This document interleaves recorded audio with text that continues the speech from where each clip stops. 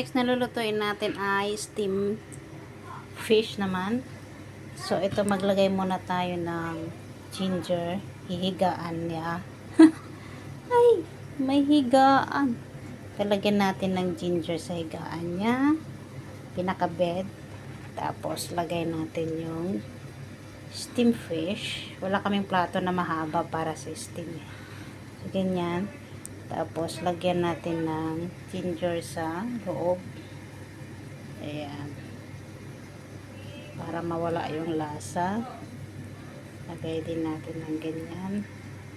Ginger. Tapos, lagyan natin ng onion. Yung matigas na ano ng onion. Yung white niya. Lagay natin dyan. At steam natin ng 15 to 20 minutes. Ayan. Steam natin siya. So, kumukulo ng ating tubig. Ilagay na natin yung fish. Ayan. Okay. Ay, masyado malaki yung isda natin. So, steam natin yan ng 15 to 20 minutes. Ayan. Ayan. Luto na guys yung ating steam fish. Uy! So, tanggalin natin yung sabaw. Ayan. Tanggalin natin yung sabaw. Kasi malansa yan. Oops!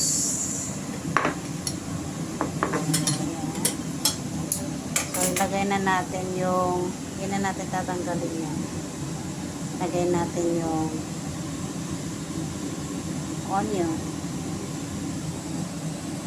Lagyan natin ng fish sauce. Ayan o, fish seasoned soy sauce for seafood. Ayan, lagyan natin. Kasi ito yung paborito nila yung sauce. Ayan. Nagpainit tayo dito ng mantika. Pang-buhos natin dyan mamaya. Uy, tapos buhos na natin dito.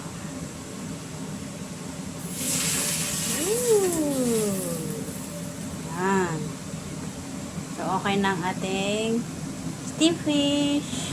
So, okay na ang ating steam fish, guys. Yan, paborito nilang tong ano, sauce niya. Ilalagay nila sa kanin nila.